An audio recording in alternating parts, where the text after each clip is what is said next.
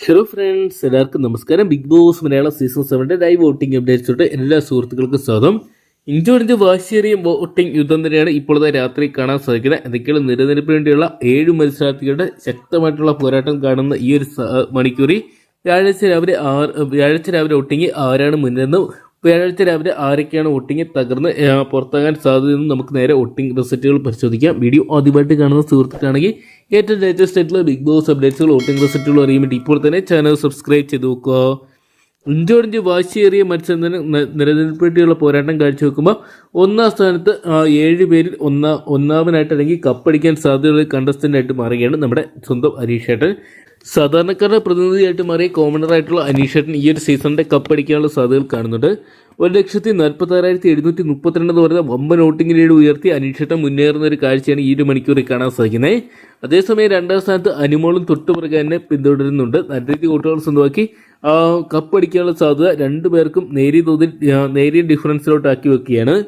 1,45,786 വോട്ടുമായിട്ട് അനുമോൾ നിൽക്കുന്നുണ്ട്. എന്തൊക്കെയാണ് ഇവരുടെ ആരാണ് കപ്പടിക്കാൻ സാധ്യതയെന്ന് ഇപ്പോഴും പ്രവചനാതീതമായിട്ട് മാറുമ്പോൾ മൂന്നാം സ്ഥാനത്ത് ടോപ്പ് 3 പൊസിഷൻ എത്തുന്ന ഒരു കണ്ടസ്റ്റൻ്റായിട്ട് ഷാനവാസ് മാറുമെന്ന് നമുക്ക് ഉറപ്പിക്കാം. എന്തൊക്കെയാണ് നെവിനുമായിട്ട് നല്ലൊരു വോട്ടിംഗ് ഡിഫറൻസിലോട്ട് ഷാനവാസ് എത്തുകയാണ്.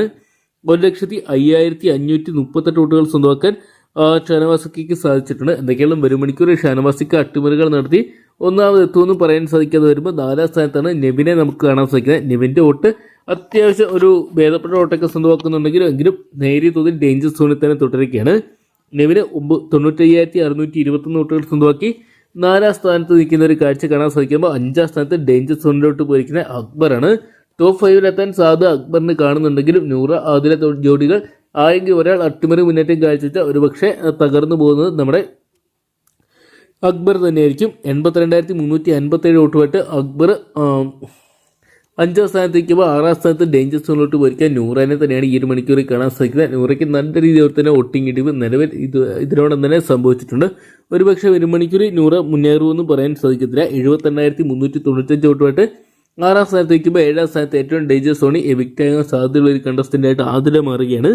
65,942 വോട്ടുകൾ മാത്രമാണ് ആതിരയ്ക്ക് സ്വന്തമാക്കാൻ സാധിച്ചിരിക്കുന്നത്. എന്തൊക്കെയാണ് രണ്ടുപേരും 2 കണ്ടസ്റ്റൻ്റായിട്ട് മാറിയതുകൊണ്ട് തന്നെയാണ് ആതിര നൂറ ജോഡിയുടെ വോട്ട് സ്പ്ലിറ്റ് ചെയ്തു പോകുന്നതെന്ന് നമുക്ക് തോന്നുന്നു. എന്തൊക്കെയാണ് ഇനിയാണ് നിർണായകമായിട്ട് മാറാൻ പോകുന്നത്. മിഡ് വീക്ക് എവിക്ഷൻ വരികയാണ്. ഒരുപക്ഷെ നെവിനോ അല്ലെങ്കിൽ നമ്മുടെ അക്ബറോ നൂറയോ ആതിരയോ പുറത്തു പോകാൻ സാധ്യതയുണ്ട്. അതോടൊപ്പം തന്നെ ടോപ്പ് 5-ലെത്തുന്നവർ അനീഷും അനുമോളും അതോടൊപ്പം തന്നെ ഷാനവാസും നെവിൻ്റെ കാര്യത്തിൽ നമുക്ക് സംശയമില്ലാതെ തന്നെ പറയാൻ സാധിക്കുന്നതായിരിക്കും. എന്തൊക്കെയുള്ള എവിക്റ്റ് ആകുന്ന കാര്യത്തിലും അതോടൊപ്പം ടോപ്പ് 5-ലെത്തുന്ന കാര്യത്തിലും ഇപ്പോഴും ആരാണ് കംപ്ലീറ്റ് ആയിട്ട് നമുക്ക് എത്തുന്നതെന്ന് പറയാൻ സാധിക്കത്തില്ല. എന്തൊക്കെയുള്ള ഇനിയുള്ള മണിക്കൂറുകളാണ് നിർണായകമായിട്ട് മാറാൻ പോകുന്നത്.